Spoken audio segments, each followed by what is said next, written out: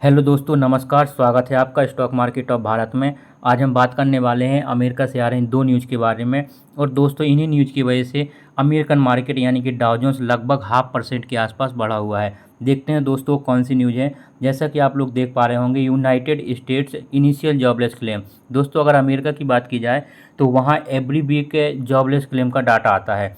और इस वीक जो डाटा फॉरकास्ट किया गया था दोस्तों, वो 232 के था, जबकि रियल में यानी एक्चुअल में आया है 231 के। तो दोस्तों, ये डाटा बहुत अच्छा आया हुआ है। और जैसे कि रिसेंटली अभी रिसेशन की बात चल रही थी, उसके अकॉर्डिंग भी ये बहुत अच्छा डाटा है। और दोस्तों, एक डाटा जो और आना था, जैसा कि आप लोग देख पा रहे होंगे, जीडीपी का डाटा। अगर दोस्तों जीडीपी के डाटा की बात की जाए तो यूनाइटेड स्टेट्स से ग्रॉस डोमेस्टिक प्रोडक्ट की बात करते हैं, फॉरकास्ट किया गया था दोस्तों 2.8%, जबकि रियल में यानी एक्चुअल में आया है 3%।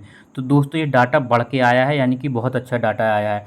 कुछ डाटा दोस्तों प्रीवियस वाले भी हैं, उनको भी ज़रा हम लोग कंपेयर करके देख लेते हैं। जैसा कि आप लोग देख पा रहे होंगे, अगर 27 जून 2024 की बात की जाए तो फॉरकास्ट किया गया था 1.3% और रियल में आया था 1.4%, यानी कि ये डाटा बढ़ के आया था, अच्छा आया था। जबकि बात करते हैं अगर यहाँ पर 25 जुलाई की, तो वहाँ पर फोरकास्ट किया गया था 2.0%, यानी कह सकते हैं 2%, और आया था 2.8%। तो ये भी दोस्तों डाटा अच्छा आया था।